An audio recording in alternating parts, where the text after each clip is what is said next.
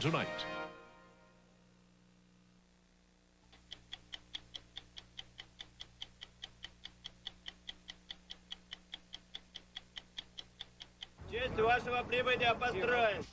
He told us it was beyond his wildest expectations. But here was America's top military man inspecting the armed forces of the Soviet Union. And 60 Minutes went with him. This is the most important official visit I've made in my military career. We're talking big stuff now. Improving the relationship between the United States and the Soviet Union in the wake of 40 years of Cold War. That's world class. Здравствуйте! Hey, Joe, baby. Hi there. This little boy, like hundreds of others, almost drowned. And like hundreds of others, will never fully recover. Suppose he were your little boy. But he isn't. He's Tracy Strickland's little boy. Had I been given the decision, what I feel was my right, I can honestly say that I would have said, no, don't continue trying to resuscitate him. Even though his country is one of the most progressive and prosperous in Africa, we most likely would not have ventured to the Ivory Coast had it not been for this, his tribute to God, one of the most spectacular architectural endeavors of this century, smack in the heart of Africa, the Basilica of Notre-Dame de la Paix. In building all those other religious wonders of the world, Notre Dame in Paris, Chartres Cathedral, St. Peter's in Rome, the kings and popes and emperors did not live to see their dreams come true. The old man of Africa has seen his dream come true. I'm Mike Wallace. I'm Morley Safer. I'm Harry Reasoner. I'm Ed Bradley. Those stories and Andy Rooney tonight on 60 Minutes. This portion of 60 Minutes is sponsored by New York Life, the company you keep. I wanted to live in the Rocky Mountain region. 12 or 13 of us have played together now for 8 to 10 years. We just have a good time. Keep it down. What Tom does is he doesn't care if we make mistakes. He doesn't get down on anybody. A lot of these players depend on Tom Dater for their life insurance. It's all teamwork. It's, no individual players. He's been on their team for 10 years and with New York Life for 18 years. Why would I buy insurance from a stranger when I can buy it from the worst fullback in Boise? New York Life, the company you keep. By 6 o'clock Sunday evening, the contest was over. Europe's leading luxury car makers had asked America's luxury car owners a very simple question. Which car did they prefer driving? And in 8 important categories, they received a very simple answer. The new BMW 535i. Some would say it was no contest at all. Even in these heady days of glasnost, what you're about to see is something fairly remarkable. Something that we ourselves occasionally found difficult to credit even as we watched it unfold.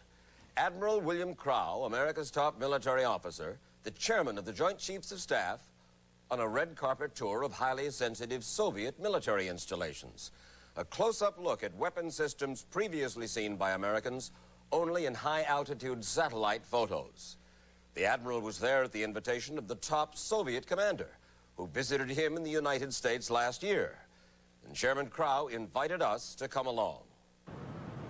And what does an American admiral do on the way to Moscow? Among other things, this admiral learned some basic Russian phrases, like how to respond to the salute of a Soviet honor guard. Здравствуйте, солдаты. Здравствуйте, солдаты. Somehow I'm screwing it up. Doc, you're doing great. Здравствуйте.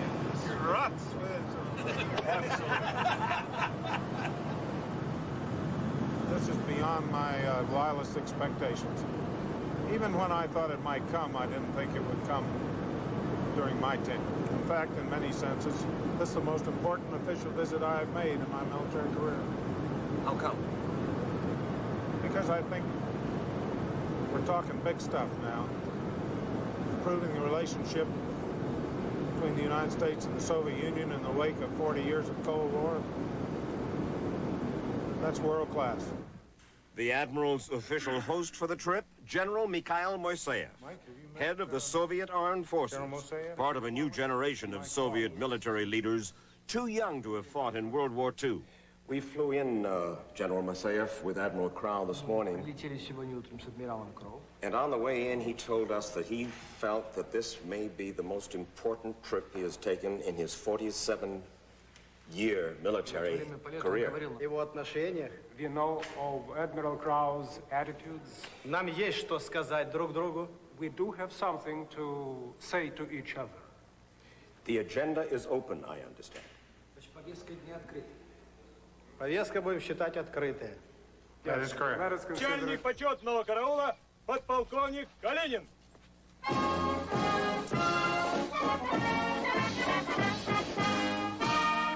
First stop on the tour of Soviet military sites, the Soviet Missile Forces Academy near Moscow, where officers learn how to fire strategic missiles like the SS-19, all 100 tons of it. Now, the missile is loaded inside the container. Container and missile at the same time? Though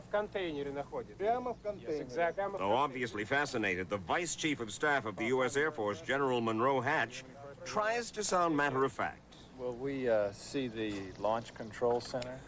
Управление пуском можно показать нам? Система управления. Мы вам все покажем. We'll show everything to you now.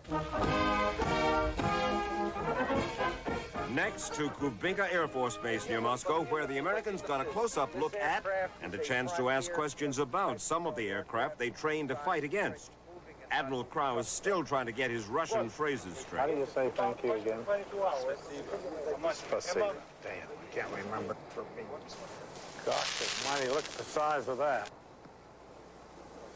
The highlight, a visit to the cockpit of a Soviet Blackjack fighter bomber, similar to the U.S.'s V-1. We listened over a wireless microphone the Soviets knew the Admiral was wearing as he and Air Force General Monroe Hatch asked questions. And what's the top speed? Какая максимальная скорость полета? 2M. 2M. 2 Mach? And do you practice refueling with this? Заправку в воздухе практикуете на этом самолете? Нет. No. No. What do you think, Monroe? It's impressive. How many cruise missiles does it carry? 12 крылатых ракет. 12 welcomes. 12. But lately, the Soviets claim to have undergone a major change in their military strategy, from emphasizing offense to defense. And they asked how could their Blackjack bomber be an offensive threat with a range of only 2,200 kilometers, barely over 1,300 miles. Against what kind of targets, then, are we going to use this plane? Within the range of 2,200 kilometers. So I have a map.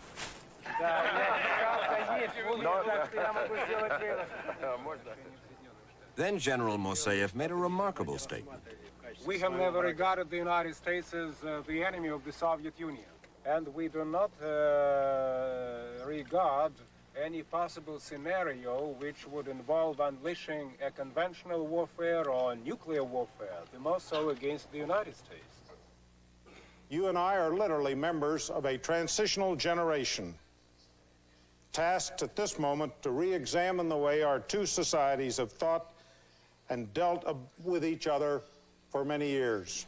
At the Voroshilov Military Academy in Moscow, the cream of the Soviet officer corps listens as Admiral Crowe explains why the U.S. is skeptical about the sincerity of Soviet defense cutbacks. Even after the anticipated reductions, you will still possess the world's largest active military establishment.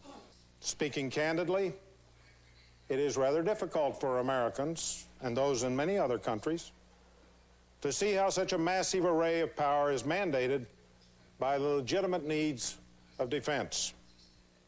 Make no mistake, your American counterparts welcome the announced shifts in Soviet military thinking and structure. We will watch closely as these changes unfold, and we genuinely want the momentum to continue.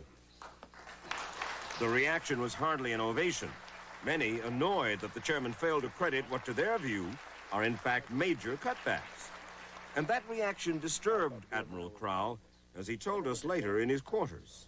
I occasionally get uneasy, not because I see the gap in our thinking, and I don't know how to bridge it. It's frustrating. What do you mean? There's a big gap between the Soviet and American military's views on this subject. On the subject of? Of who is stronger, how much money is being spent, whether they're doing what they say they're doing. And why the cutback? I suspect there is no one reason in itself, but clearly it's part of perestroika, it's part of glasnost, it's part of the economic pressures on them. How fundamental that'll be, I think, at least from my standpoint, it's too early to say. It's certainly fundamental, according to General Moiseyev. Soviet military cutbacks, he says, will come to almost 20%. You know, of course, General Moiseyev, that there is some skepticism in the United States. They say that you finally gave us the budget figures, but they're only half your military budget. Ну, знаете, вообще в жизни можно все ставить под сомнение. Of course, in life, you know, you can suspect anything. Если только задастся целью. As long as you have the goal to be suspicious. These figures are true figures. These are well-based figures, figures that were quoted by the General Secretary. И американского народа не может быть. With glasnost now apparently sweeping the Soviet military, could there possibly be joint military exercises between the U.S. and the Soviets? Joint maneuvers? Совместные учения и маневры можно сделать. Я это не исключаю. I do not exclude that possibility. Мы были во Второй мировой войне, были союзниками. We were allies in the Second World War. Победили фашизм. We conquered fascism together. Наши солдаты сражались с американскими солдатами. Our soldiers fought side by side with U.S. Исторические soldiers. Allies again? Снова союзники. А вы это исключаете? Do you exclude that possibility? I'm asking questions. Я просто задаю вопрос. Нет, а я хочу. А почему бы и нет? Да, а я хочу просто тоже спросить. А вы это исключаете? And I want to ask you a question in return. Can you exclude that possibility of being allies? Absolutely not, sir. Абсолютно ни в какой мере не могу исключить это. Тут надо просто себе задать вопрос. Против кого союзники? The one question you have to ask yourself is, against whom are we going to be allies? China? Против Китая? Я не рассматриваю эту великую державу. I do not look upon this Никогда. great power ever in that light. So who's the enemy? Поэтому кто же будет врагом? If you're not our enemy, we're not your enemy, who's the Если enemy? вы не наши Врагов враги, не должно если мы быть. не ваши враги, кто же враг? Врагов не должно There быть. ought to Мы be должны no жить enemies. дружно. We should live in peace and in harmony. Thank you. You're a good interviewer. Вы очень хорошее интервью даете. Нет, но я учусь пока у вас. From Moscow to 2 degrees north of the Arctic Circle, near one of the Soviets' major secret naval bases at Murmansk. That is the Kirov, a Soviet nuclear-powered missile cruiser. After first visiting a nuclear submarine, and only one other member of his party was allowed there, the chairman comes aboard the Kirov. No American officer has visited such a sophisticated Soviet ship before. Честь вашего прибытия построен. Начальник караула, капитан-лейтенант Легон.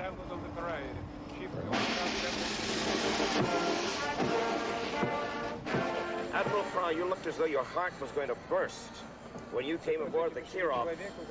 And as you came aboard, they were playing the Star-Spangled Banner. Very touching moment for me. I never thought I'd see that.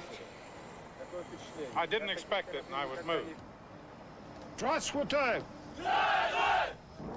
Then the Soviets gave the Admiral a look at a naval exercise, a defensive exercise, of course, hunting down attacking enemy submarines. Naval strength is a bitter point of contention between the United States and the Soviets. While the U.S. fears the Soviet strength on land, the Soviets, though they have greatly built up their own fleet, say they fear the U.S. preeminence at sea. The irony here is that as a top-level U.S. delegation aboard the Kirov is watching all this, the Kirov itself is being shadowed by a NATO ship. She's on patrol. Always on patrol, always shadowing the Soviet fleet. Always shadowing this particular ship.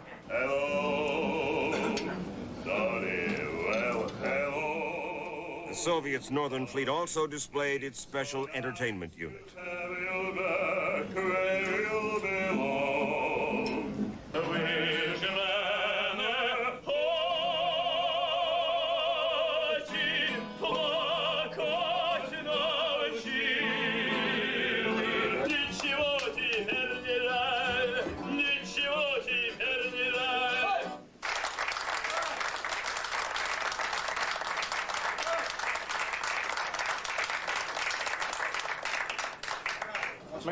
Thanks for your hospitality. Большое спасибо за ваше гостеприимство. And best of everything to you. You have a proud and fine command.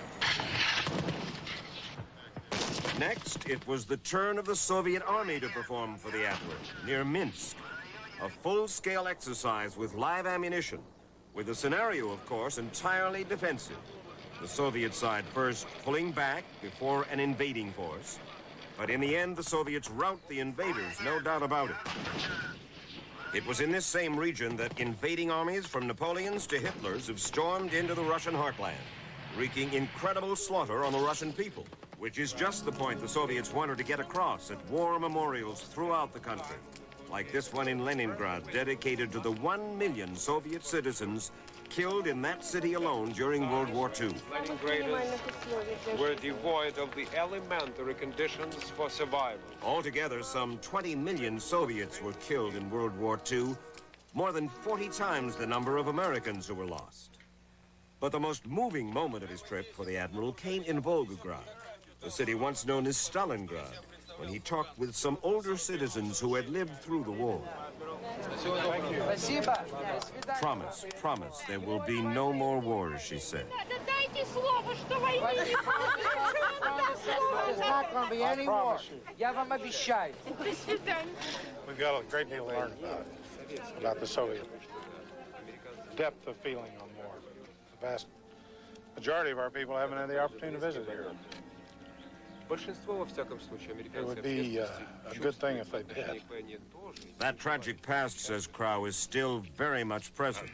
The Soviet citizen would think that a large military is necessary on the basis of his experience and the basis of his history. And of course, Russian history is full of invasions, full of wars, over centuries and centuries, nothing like our history.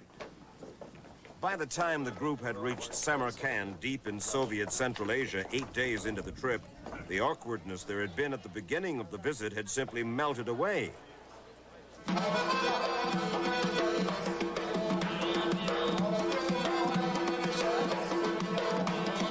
That's Air Force Vice Chief Hatch, you remember him. And that's Army Vice Chief Robert Breskassi. And this man is Soviet Marshal Sergei Akrameyev, a key advisor to President Gorbachev. This is General Joe Wendt, Vice Chief of Staff of the U.S. Marine Corps. Last stop of the trip, the Kremlin. How do you do, Mr. President?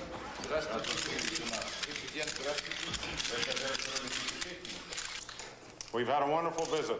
I have observed firsthand that Soviet citizens are a great deal like American people. Yes. And I believe the very fact that you have visited the Soviet Union and visited military facilities and units also demonstrate that we are moving from the notion of the enemy to the notion of partners.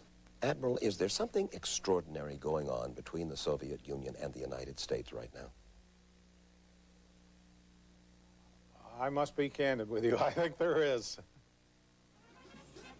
The contacts I am having and the exchanges I'm having lead me to believe that we are on the brink possibly of a really fundamental shift. But does that mean joint maneuvers? Does it mean we're going to wind up allies? Clearly.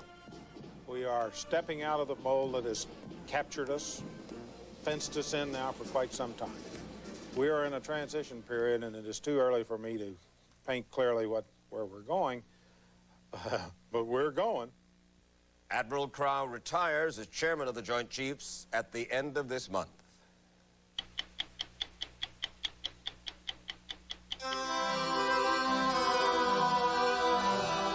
Fortunately, this happens in less than 1% of all accidents.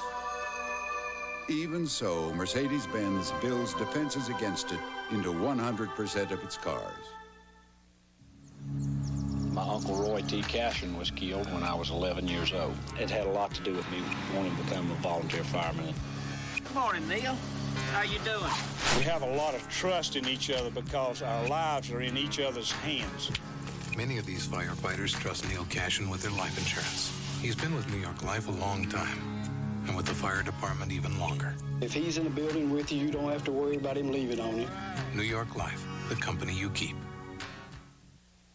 This is one of 570 million refund locations for American Express traveler's checks. Now, anywhere you can find a phone, you can get a refund. Hand delivered anywhere you want, virtually anywhere in the world. But remember, this new service comes only from American Express traveler's checks. So if your bank doesn't carry them, go to one that does. Don't leave home without them. Only Mercedes-Benz puts ABS into every car it makes, and SRS into every car it makes. It's enough to make you stop and think. Get ready for the CBS Premiere Preview with host Angela Lansbury, Tim and Daphne Reed of Snoops, Lindsay Wagner's Peaceable Kingdom, Richard Chamberlain, Island Sun, with Candace Bergen and the cast of Murphy Brown. And a special full-length sneak preview of Major Dad after the season premiere of 60 Minutes next. TV Guide has made its choice. Their favorite this year is the famous Teddy Z. Oh. Everyone's talking about John Cryer as the famous Teddy Z. Premieres Monday on CBS. I think I'm ready for this detail.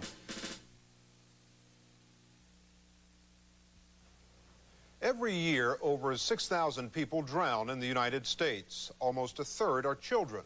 But drowning statistics reflect only the number of people who have died, not the growing numbers of those who almost drowned. 15 years ago, a drowning victim was usually pronounced dead at the scene. But today, thanks to the advances in CPR and intensive care, many drowning victims can literally be brought back from the dead. Some of them survive intact, but many are so severely brain damaged they will live the rest of their lives in institutions, leaving some families wondering whether emergency room heroics have gone too far. Richard Van Horn of Macon, Georgia, wondered about that when his 5-year-old grandson, Daniel Strickland, clinically dead after drowning, was brought back to life. He's completely physically helpless. He can point his finger. He can turn his head from side to side. His eyes are very bright. He can hold his head erect for maybe just 4 or 5 seconds. He's just like an infant, except that there is an awareness there. Hey, baby. Hi there. How you doing? 2 years ago, Daniel was a normal, healthy 3-year-old. One afternoon, he was riding his tricycle in his grandfather's backyard. His mother went in the house to get a camera.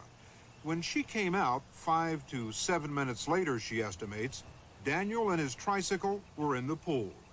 All attempts to revive him by his family and by paramedics failed. When he arrived at the hospital some 25 to 30 minutes later, he was clinically dead. There were no vital signs. Dr. Kulkarni was one of those on duty. His heart was still, not beating. He had no pulse, no respirations, and the whole resuscitation was being carried out. Dr. Kulkarni performed CPR for an additional 30 to 40 minutes and was finally able to revive him. But Daniel's heart had stopped, and he'd not been breathing for so long he'd suffered brain damage. You do like peas and carrots and beans. Tracy Strickland is Daniel's mother. He is the center of her life. But as devoted as she is to her son, Tracy Strickland feels it was not in Daniel's best interest to be brought back to life. Talk to me. I knew before he even got to the hospital that there was brain damage. I saw him. I know he was dead. And when the fireman did stick his head out the door, and I believe he said, "We got a heartbeat," I just had this terrible dread, or sinking feeling worse than I already did, besides the thought of, what had happened. What have they done? I mean, why did you do this? Why did you keep on? Didn't he give any thought to what state Daniel would be in? If somebody calls an ambulance and comes here, that's a plain indication to me that they are asking me to do the very best I can. In the face of that, there is no way I'm going to, try to second guess and say that maybe this family doesn't want me to resuscitate this. No, there is no time for it, and I'm not trained to do that. Had I been given the decision, what I feel was my right, at that point in time, I can honestly say that I would have said, no, don't continue trying to resuscitate him. Do you feel it was in Daniel Strickland's best interest to be saved, to be brought back to life? Yes, considering, what I knew about it, yes, I had all hopes. So at no point did you think that Daniel Strickland would be confined to the life of a vegetable, have a life without great quality? I had all possibilities in mind. As far as I'm concerned, knowing what I know about these things, I thought anything between a complete normal, full recovery to a very severe brain damage state is possible. Some children do recover completely. Most often, they're ones who've fallen into extremely cold water, into frozen rivers or lakes. The cold temperature slows the metabolism and allows the brain to survive with less oxygen. But many more children fall into warm water, into swimming pools or hot tubs. And warm water provides no protection for the brain. Children who stop breathing in warm water for more than 4 to 6 minutes will often suffer permanent brain damage like Daniel. And the most severely handicapped survivors will require 24-hour-a-day care. The kind of care children get at the Lanterman Developmental Center in Pomona, California. Judy and Andy Tellez's daughter, Melissa, is a patient here. Hi, Melissa. Mommy and Daddy are here. On Memorial Day, 1985, 2.5-year-old Melissa was following her mother into the house. Mrs. Tellez says she told her daughter to pick up a cup in the backyard and went inside. Melissa ran to get the cup, and the famous sheepdog ran after her. After a few minutes, Judy Tellez realized her daughter hadn't come in and went to look for her outside. She found Melissa in the pool. Although doctors were able to revive her, Melissa remains in a permanent vegetative state. Melissa, Daddy's here. Come on. Come on. What's the quality of her life now? Qualities to me is grave life. She neither has life nor death. And here at Lanterman Center, there are 22 near-drowning victims who, like Melissa Tellez, need round-the-clock care. Most of these children are too severely brain damaged to even be aware of their surroundings. Many of them can't see, they can't swallow, they are fed through tubes. Listen carefully, and you will hear their labored breathing from their tracheostomies. The tubes inserted in their windpipes help them breathe and prevent them from drowning in their own saliva.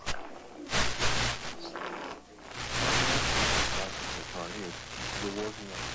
You think that if you're successful in bringing this patient back, that person is going to live like a vegetable for the rest of his or her life? If I know that there's a 1% chance of a totally successful recovery, I'll go for that 1%, and I sure would. I would feel that any patient or any patient's family would definitely like me to give that patient that 1% or even 1/10 of 1% chance.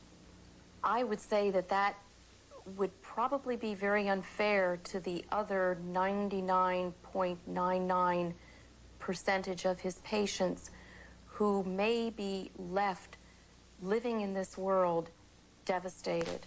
Dr. Judith Brill is a pediatrician at UCLA Medical Center. She specializes in the care of near-drowning victims. I think that quality of life is the essence of what physicians are doing, that it makes no sense to be successful in terms of reestablishing vital signs if the child is never going to lead any kind of a decent life. I think it's becoming increasingly clear that more than 15 to 20 minutes of advanced CPR, the kind that's given in emergency rooms, is very unlikely to yield anything but a very devastated child. You would basically start off at 15 minutes?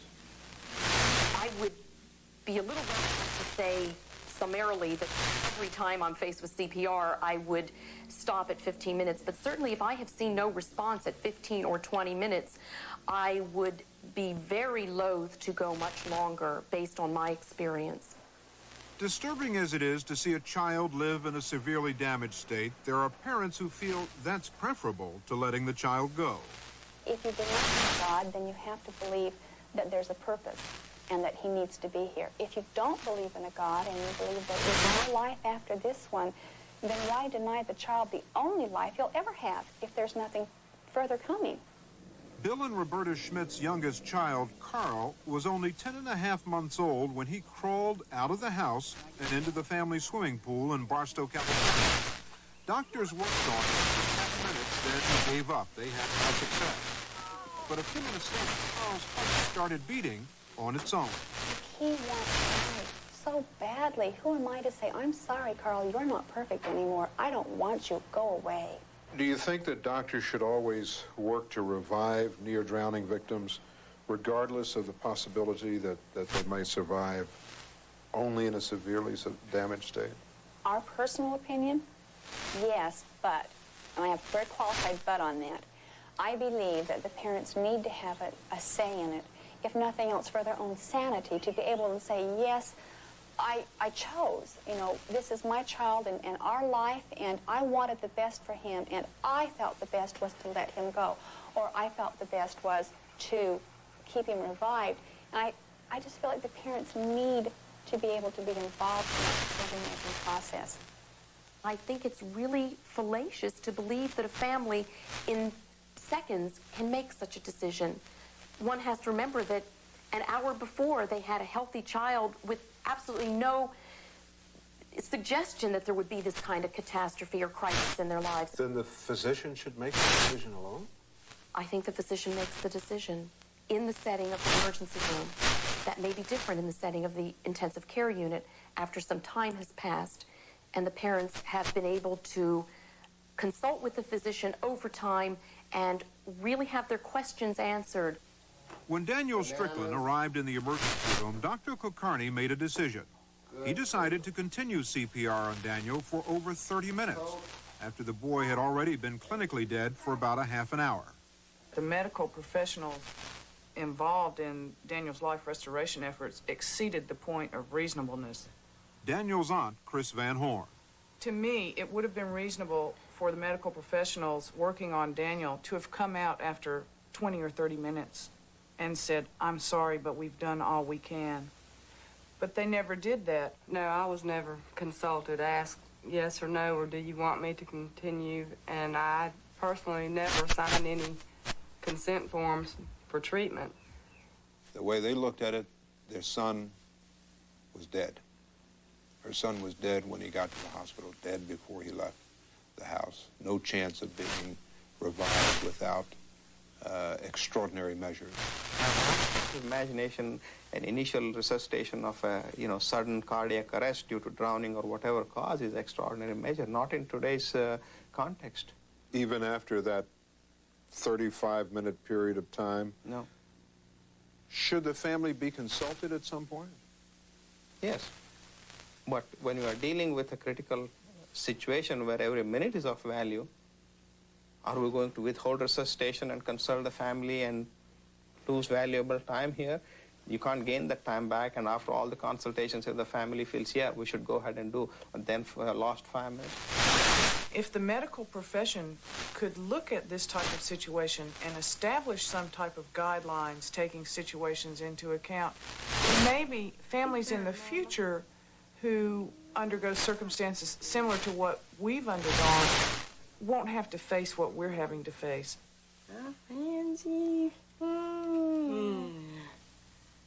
If the doctors had come out of the emergency room that day and told you that this is what Melissa's life would be like, what would you have said? Wow.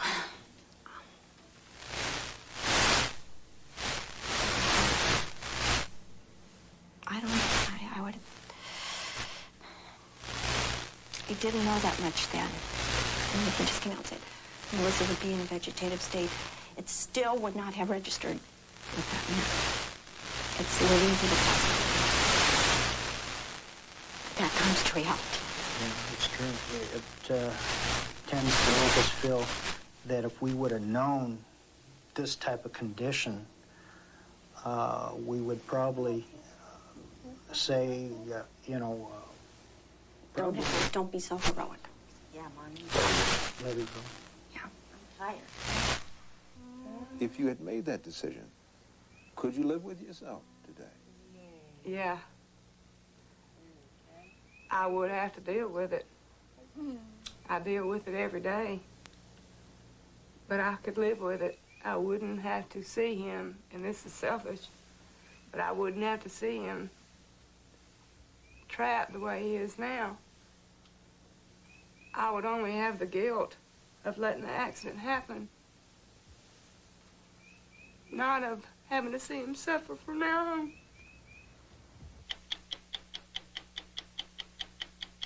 Have you driven a Ford? Now, during the official Ford clearance, get low 2.9% financing or $1,000 cash bonus on Ford Escort and Ford Tempo. Plus, get 2.9% financing or a $1,500 cash bonus on Thunderbird. Combine the cash bonus with option package discounts and save over $1,700 on Escort, $2,000 on Tempo, and get over $2,400 in total value on Thunderbird. Just some of the great values at your Ford dealer now during the official Ford clearance. We've been called the turnaround company of the century. We've come from a little fledgling New England company to national recognition with money in the bank, on the verge of explosion. Peter Lyons gives very good business advice as a volunteer for the Boston Ballet over the last 5 years and as an agent for New York Life over the last 32 years. Well, it means that we can envision our dreams by having Peter around. New York Life, the company you keep. 60 Minutes, a CBS News weekly magazine, will continue. Get ready. Now there's a giveaway game with no muss or fuss, no scratch-off mess, and no questions to answer. Just get your Kmart newspaper circular, watch CBS, and you could win a TV, a dream vacation, or a new Plymouth Voyager instantly. The CBS Kmart Get Ready giveaway starts tonight. We're ready! This is CBS. For the price of a Toyota Corolla, Honda Civic, or Nissan Sentra, Subaru Loyale throws in power steering, more trunk space, AM/FM radio, clock, extra legroom. Better yet, these features come completely installed. When you see the new Loyale series at your Subaru dealer, you'll find we throw in a lot more car than you pay for. Subaru Loyale models, starting under $10,000. So I take the first big step and decide to buy a phone system. I asked the guy, will you be there when they install it? No. Well, who's going to show us how to use it? It's all in the manual. What if it breaks down? Call our headquarters in Boise. When you buy a Bell Atlantic IQ phone system, we're there every step of the way with 81,000 people dedicated to your needs. So take the right step. Call 1-800-444-8838. Rod Daniels and Liz O'Neill, Monday on News 11, live at 5.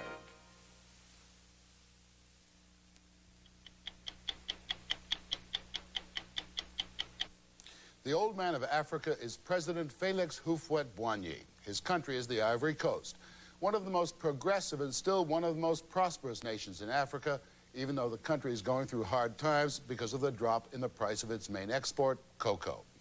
But the nation's economic difficulties have not diminished the dreams and plans of Houphouet-Boigny, who is building, as you saw at the beginning of this broadcast, an enormous testament to faith. National leaders in our times are either gray-suited bureaucrats, mad mullahs, or sinister colonels. Houphouet-Boigny is none of the above. The president arrives home from Europe. It is much more than a state occasion. The word president is a modern Western convenience. He is truly the paramount chief.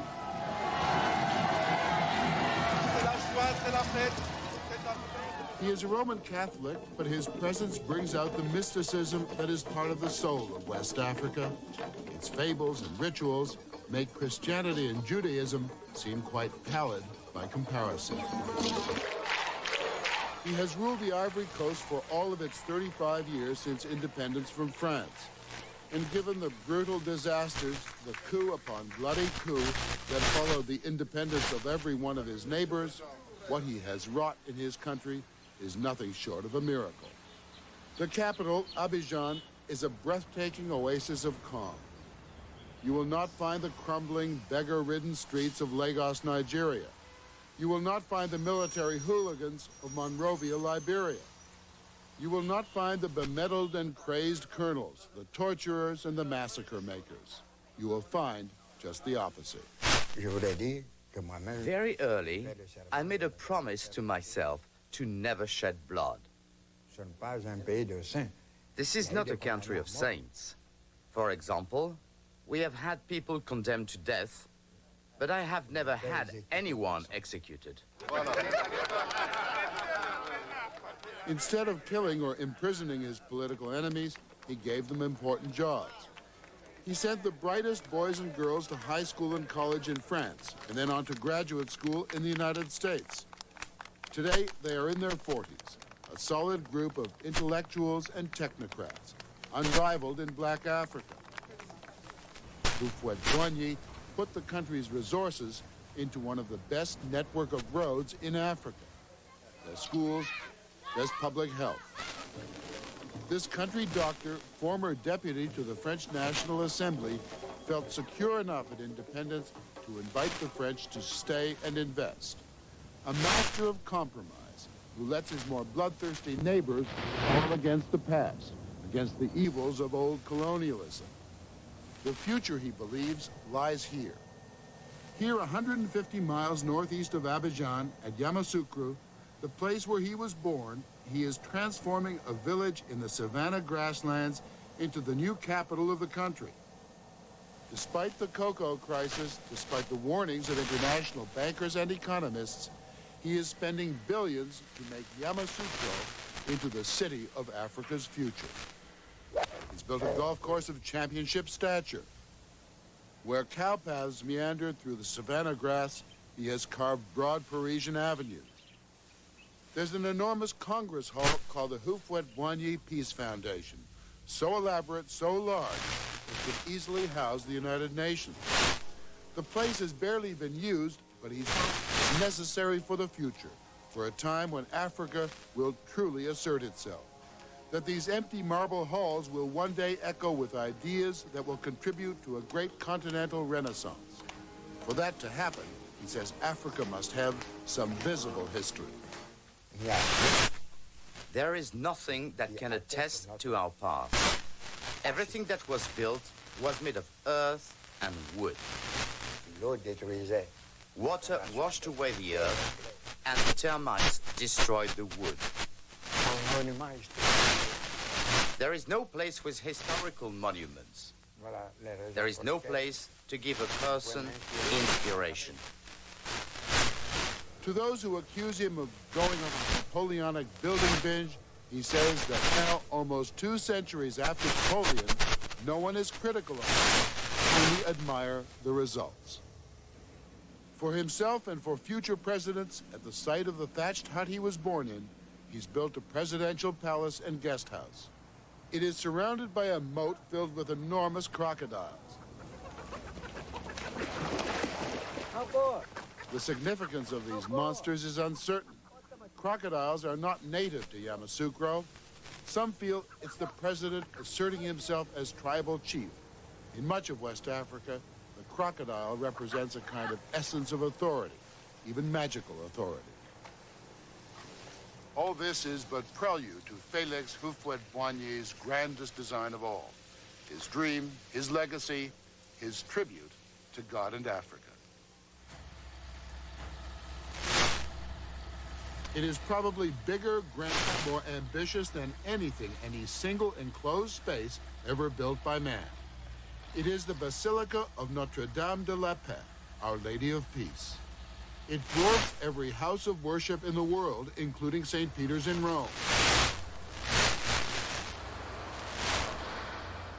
The smallest column here is the tallest in the world. The tallest is 14 stories high. Apart from the main basilica, there are 2 palaces. One for the Archbishop of Yamoussoukro, the other for the Pope, who will come in January to consecrate the basilica and accept it in the name of the church. It is an eerie, almost otherworldly feeling being present on this building site. It's like being present at the building of the pyramids in Egypt thousands of years ago, or in Rome for the building of St. Peter's hundreds of years ago.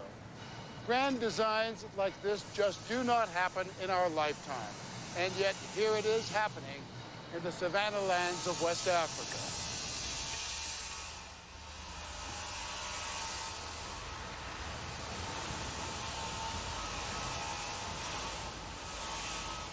I could offer you statistics about this place until your eyes glaze over.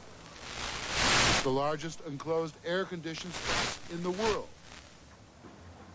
More stained glass than any building anywhere. The interior will seat 7,000, with room for 11,000 more to stand. They tell me that if they could find 300,000 worshippers in Yamoussoukro, they could fit them all into this square quite comfortably. But perhaps the most remarkable statistic of all about this place is that it's taken only 3 years to build. In building all those other religious wonders of the world, Notre Dame in Paris, Chartres Cathedral, St. Peter's in Rome, hundreds of people died of old age. And certainly the designers, the kings and popes and emperors, did not live to see their dreams come true. The old man of Africa has seen his dream come true. As you may imagine, the building of this extraordinary complex has been attacked and ridiculed, especially by the European press. It's been dismissed as a mad folly for a country that is mainly animist or Muslim to take on a project of such expense, a country which is going through a deadly economic crisis because of the collapse of cocoa prices. The president answers his critics by saying that he is building the basilica with his own money. He is a wealthy man, having inherited vast acreage from his parents by tribal deed. Much of that wealth is in ancestral gold, crowns that have been preserved over at least a century. The thrones, new and old, that have been presented to him as symbols of loyalty. The jewelry of his mother. The first woman in our family wore that necklace more than 200 years ago. For all the diamonds in the world, I will not change that. Not exchange that. Of course, as is true in most of the third world, the line between public and private funds is a fuzzy one. People who criticize, let them criticize. It is not the country which is building it. I am building it on my own land. If I had more means, I would have built it twice as big, twice as grand. Mr. President, why the basilica? Why are you building this basilica? I was born animist. At 5, I became the chief, and as such inherited the animist power of witchcraft. And we believe that if you were a slave in life, when you die, you will become a slave in the next life. For example, when my parents died, because they were chiefs, slaves were slaughtered so they can serve them in the other life. But at 11, I was baptized and renounced Satan, the devil, and his followers. And I knelt and asked forgiveness for all the blood that was shed by my ancestors. It was then I truly became a Catholic. The president was the very first Roman Catholic in Yamoussoukro. In Europe, he says, Christianity is on the wane, that its future is in Africa. And he certainly has put his money into that belief. Whatever you may think of it, it should be said that when the faithful visit Notre Dame or St. Peter's, no one bothers to ask if those structures were built by popular consent, or whether the poor of Paris or Rome might have preferred that the money be spent on food and shelter. Like the other great religious wonders of the world, this one, says the president, is being built for posterity. There is nothing which is too big. Nothing is too beautiful when it is dedicated to God.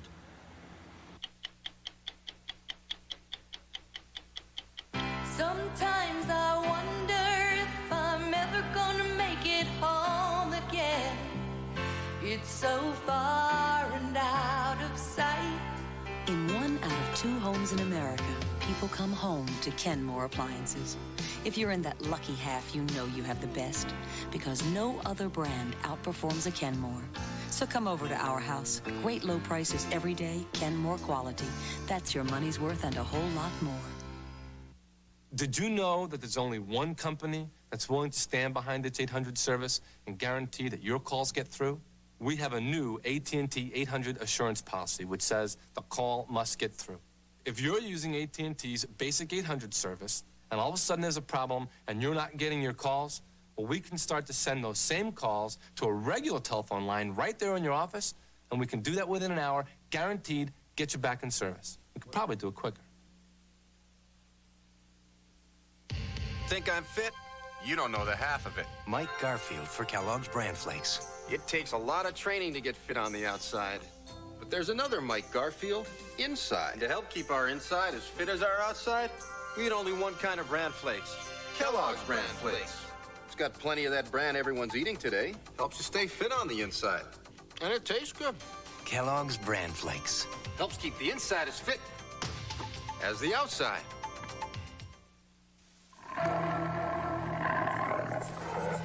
In this package is over 40 years of experience in overseas shipping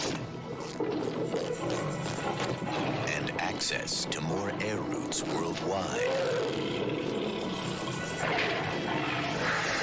Because Flying Tigers has changed its stripes and merged with Federal Express to form the largest all-cargo airline in the world.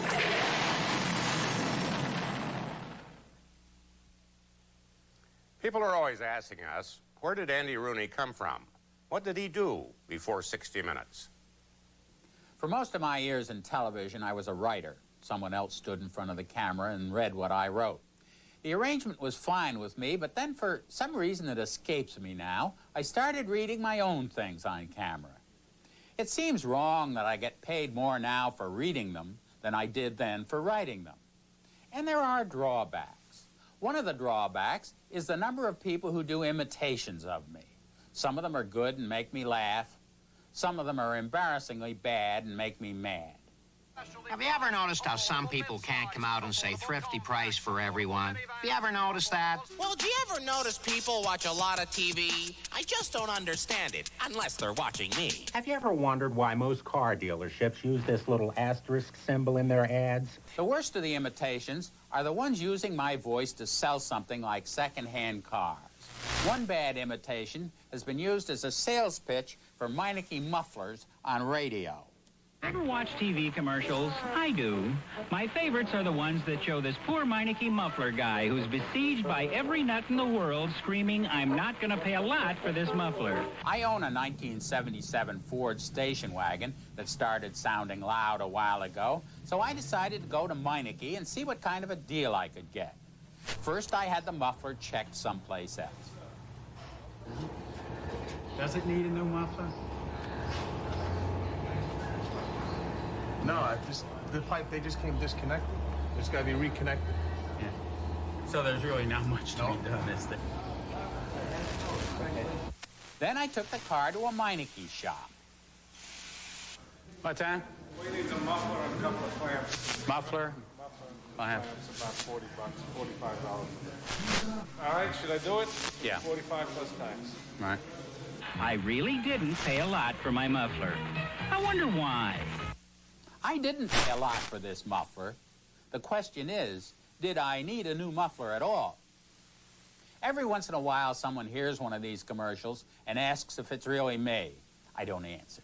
If anyone's dumb enough to believe that I'd endorse a product for money, I don't care what they think. And then sometimes people suggest I ought to sue. Well, I'm not going to sue a lot for this muffler.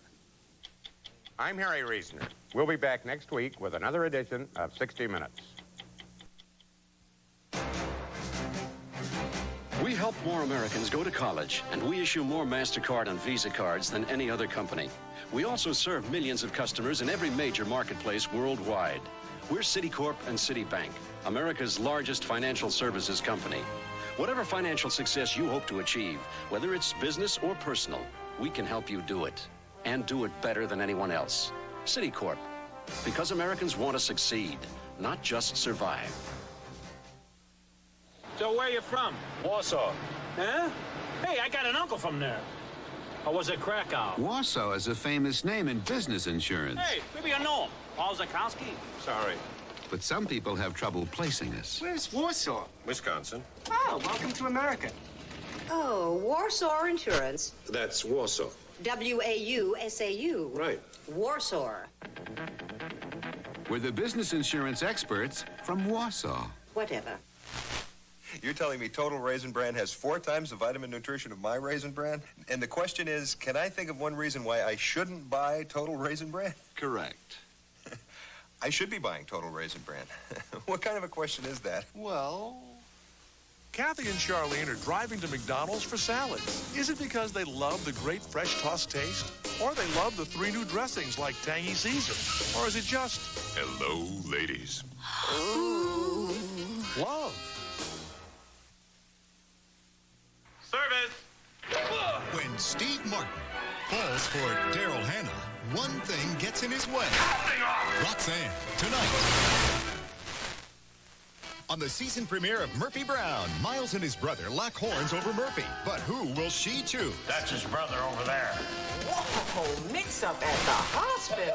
Then get ready to meet Ted Zakalakis. What? Zakalakis? Who? John Cryer is the famous Teddy Z right after the season premiere of Murphy Brown, Monday starting at 9.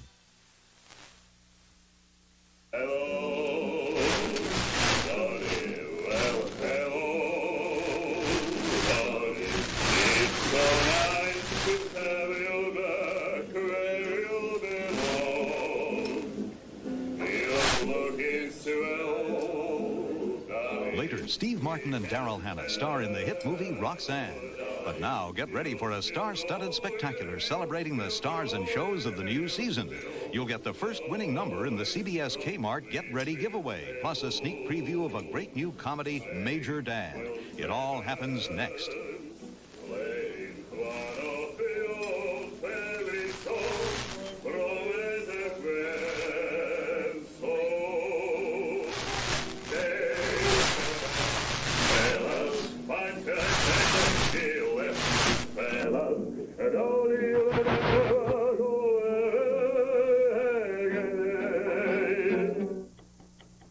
For a printed transcript of this or any edition of 60 Minutes, send $4 to 60 Minutes Transcript, 267 Broadway, New York, New York, 10007.